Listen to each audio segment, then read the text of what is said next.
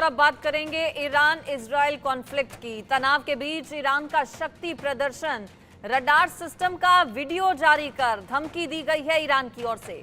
हर खतरे के मुकाबले को तैयार हैं हम, ईरान कह रहा है। दुश्मन का मुंह तोड़ जवाब देंगे, ईरान की ओर से बात कही गई है। अब सवाल यह है कि क्या ईरान रिटेलिएट करने की तैयारी कर रहा है? अमेरिका का इसमें क्या रोल रहता है? मिडिल ईस्ट पर कितना असर इसका देखने को मिलेगा? ये तमाम सवाल हैं। 1 तारीख को देखिए दूतावास पर हमला हुआ था, जिसके बाद ईरान की ओर से भी बदला ले लिया गया है।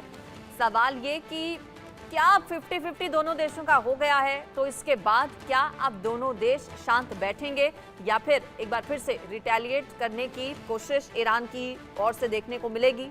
क्योंकि ईरान की ओर से बताया जा रहा है कि धमकियां दी जा रही हैं इजराइल को, और इजराइल भी कह रहा है, नेतन्याहू भी कह रहे हैं कि हम भी हर हमले का मुंह तोड़ जवाब देने के लिए पूरे तरीके से तैयार हैं।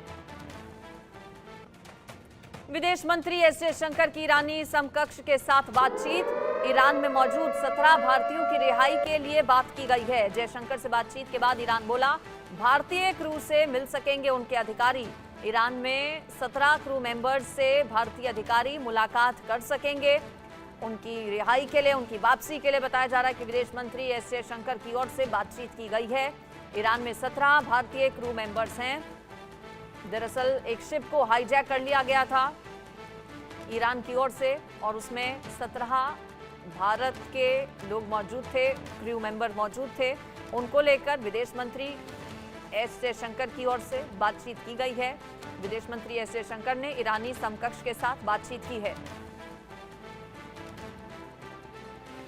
मेरे साथ इस पर खास मेहमान भी जुड़ गए हैं। Group captain retired U K Devnath sir जुड़ गए डिफेंस एक्सपर्ट के तौर पर। साथ ही साथ colonel retired J S Sodhi sir defence expert मेरे साथ जुड़ गए हैं। सोढ़ी सर, अभी जो मौजूदा हालात हैं उसे कैसे देखते हैं आप? क्या लगता है कि रिटेलिएट ईरान करेगा, करना चाहिए का रिटेलिएट? चूंकि अब 50-50 हो चुका है, पहले इजराइल की ओर से हमला किया गया, अब ईरान ने भी हमला कर दिया है। अब क्या शांति की ओर बढ़ना चाहिए आगे? जय हिंद अंजलि जी, ये मेरा सौभाग्य है कि मैं आपके न्यूज चैनल और विख्यात को पैलेस के साथ हूं। ईरान ने 14 अप्रैल तड़के इजराइल पे हमला करके एक बात साफ स्पष्ट कर दी कि अब 2 नेशन सॉल्यूशन इजराइल और फिलिस्तीन के बीच ज्यादा देर तक टाला नहीं जा सकता है, और अब इजराइल को 2 नेशन सॉल्यूशन के लिए आगे आना ही पड़ेगा अगर इजराइल मिडिल ईस्ट में शांति चाहता है।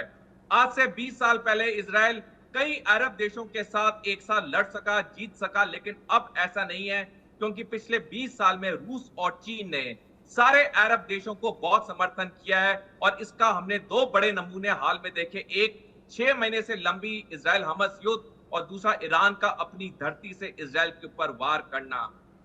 हालांकि इजराइल चाहता था कि वो काउंटर अटैक करे, रिटेलिएट करे, लेकिन उसे अमेरिका ने रोक दिया।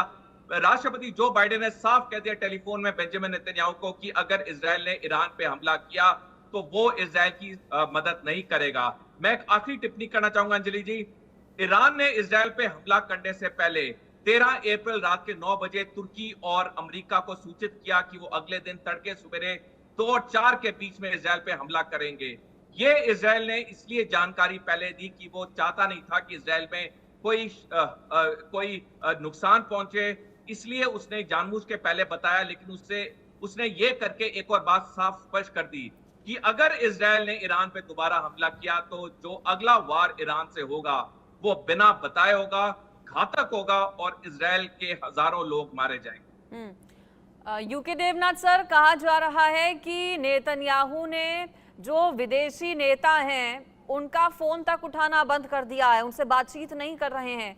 क्या अमेरिका की नेतन्याहू सुनेंगे, या फिर आगे हमला करने की जो योजना, खबरें जिस तरह से मिल रही हैं कि बड़ा प्लान बनाया जा रहा है इजराइल की ओर से भी, उसको वो बिना किसी की सुने अंजाम दे देंगे सीधा? जी हाँ अंजलि जी, नेतन्याहू के ऊपर अभी 2 तरह का प्रेशर है। एक तो उनका डोमेस्टिक प्रेशर है, जिसमें कि उनके जो नेसेट के सहयोगी पार्टीज हैं और एक्सट्रीम राइट विंगर्स हैं और जो भीषण जीव हैं, वो उनके ऊपर दबाव डाल रहे हैं कि तुरंत ईरान के ऊपर हमला किया जाए और ईरान को बदला दिया जाए, मजा चखाया जाए। लेकिन इसके साथ साथ ही नेतन्याहू के ऊपर देश विदेश से बहुत प्रेशर आ रहा है। फ्रांस के राष्ट्रपति इमैनुअल मैक्रोन ने उनके साथ बात की है। खबरें आ रही हैं कि वो शायद टेलीफोन नहीं उठा रहे, लेकिन डिप्लोमेसी में ऐसा होता नहीं है, टेलीफोन उठा लेते हैं। उसके बाद रेस्पॉन्स जो है वो चाहे ठंडा हो या गर्म हो। इसी तरह से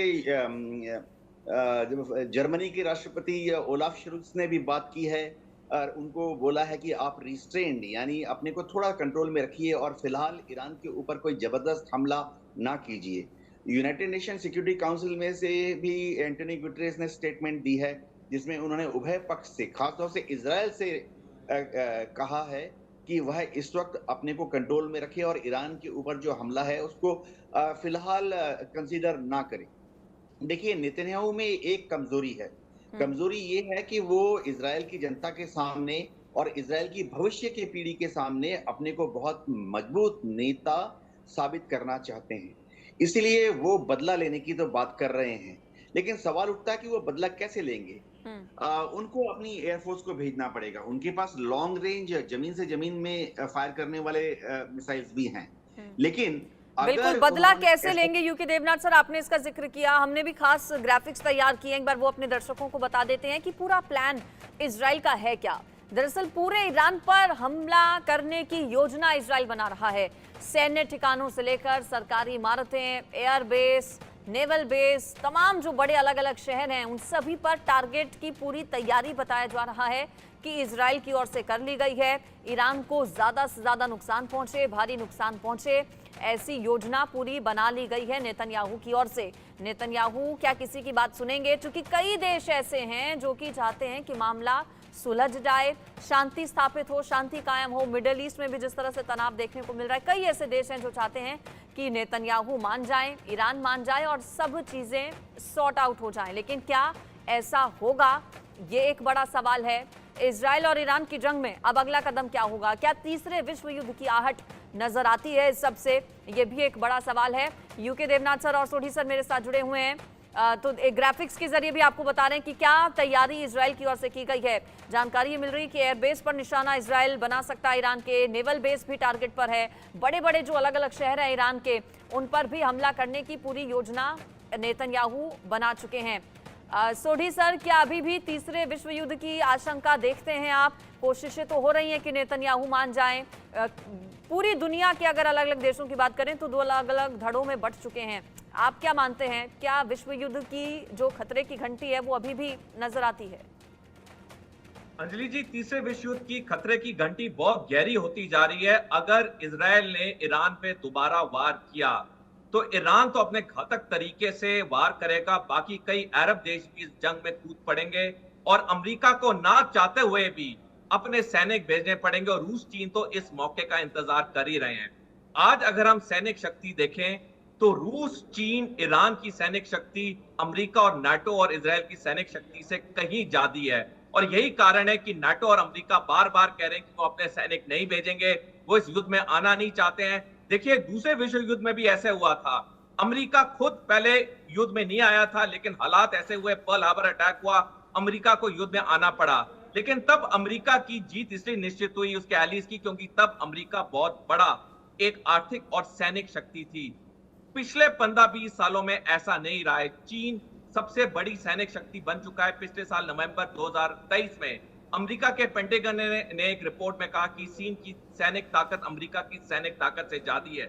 अगर हम सारे ये बिंदु मिलाएं, अमेरिका, नाटो तो ये युद्ध चाहते नहीं, लेकिन अगर इजराइल ने ईरान पे हमला किया तो निश्चित तीसरा विश्व युद्ध शुरू हो जाएगा। जी ठीक है, और इस पर यूएस का भी बड़ा बयान आया, एक बार वो भी दर्शकों को बता देते हैं। ईरान और इजराइल तनाव पर यूएस का बड़ा बयान, भीतर घुसकर हमला कर सकता है इजराइल, इस तरह की आशंका जताई गई है अमेरिका की ओर से। आखिरी फैसला इजराइल पर छोड़ दिया है। यूएस की ओर से कहा गया हम आगे युद्ध नहीं चाहते हैं, ये तो स्पष्ट कर दिया अमेरिका ने कि हम युद्ध नहीं चाहते हैं, लेकिन आगे का फैसला जाहिर है नेतन्याहू लेंगे। उनसे बातचीत भी बताया जा रहा है कि जो बाइडेन की हो चुकी है और अब पूरी तरह से अमेरिका ने फैसला नेतन्याहू के हाथ में छोड़ दिया है कि अंतिम फैसला वही लेंगे। अब देखना होगा कि नेतन्याहू का अगला कदम क्या होगा। यूके देवनाथ सर, क्या अमेरिका की बात मानेंगे नेतन्याहू? देखिए अंजलि, मिलिट्री पर्सपेक्टिव की बात कर रहा हूं। अगर नेतन्याहू को बदला लेना है तो इसके लिए उनको बहुत ज्यादा रिसोर्सेस वहां पे लगाने पड़ेंगे। इसके पहले इजराइल एयरफोर्स की अगर हम बात कर रहे हैं, इजराइल की एयरफोर्स इसके पहले लेबनान में, सीरिया में और इराक में भी जा चुकी है। लेकिन मिलिट्री पॉइंट ऑफ व्यू से बोलता हूं, तब क्या होता था कि 2 जहाज जाते थे, 4 जहाज जाते थे। लेकिन इस बार अगर उन्हें इजराइल के ऊपर हमला करना है तो एक चीज तो है दूरी। 1800 किलोमीटर एयर टू एयर सीधी लाइन डिस्टेंस है।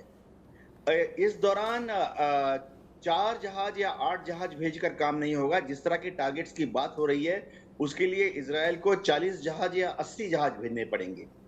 इतना बड़ा अरमाडा 40 जहाज का या 80 जहाज का अगर 1800 किलोमीटर ईरान तक जाएगा और ईरान से 1800 किलोमीटर वापस आ जाएगा, तो ये बहुत बड़ी मिलिट्री ऑपरेशन है और ईरान ने इसका जवाब देने के लिए पूरी तैयारी कर ली है। ईरान ने अपनी एयर डिफेंस मिसाइल सिस्टम्स को एक्टिवेट कर दिया है। ईरान के पास रेडार्स हैं जो कि सऊदी के अंदर और इराक के अंदर जो एयर स्पेस है उसमें 400 किलोमीटर 500 किलोमीटर तक देख सकती हैं।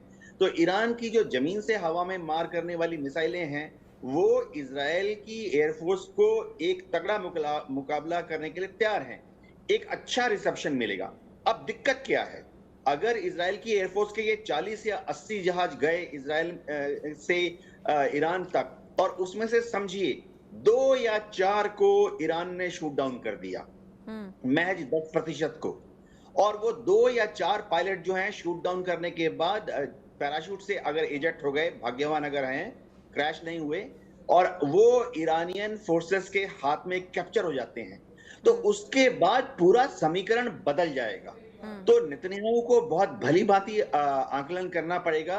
उन्हें तैयार रहना पड़ेगा कि 2 या 4 इजरायली एयरफोर्स के विमान वहां शॉट डाउन हो जाएंगे और उसमें से 2 या 4 पायलट जो हैं उनको ईरानियन रेवोल्यूशनरी गार्ड पकड़ लेगी, युद्धबंदी बना लेगी।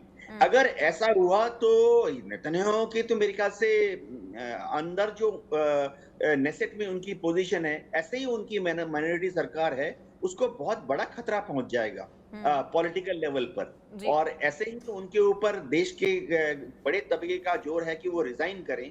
अगर 2 या 4 इजरायली एयरफोर्स के पायलट ईरान में बंदी हो जाते हैं तो मेरे ख्याल से उनकी सरकार गिर जाएगी, वॉर कैबिनेट भी गिर जाएगी। बिल्कुल। और इस बीच ये भी देखना होगा कि भारत क्या करता है, चूंकि 17 जो क्रू मेंबर्स हैं उन्हें भी छुड़ाना है। ईरान के समकक्ष के साथ बातचीत भी हुई है विदेश मंत्री एस जयशंकर की। अब देखना होगा कि भारत क्या रोल इस पूरे युद्ध में प्ले करता है। आप दोनों का बहुत शुक्रिया, यूके देवनाथ सर और सोढ़ी जी, इस पर हमारे साथ जुड़ने के लिए।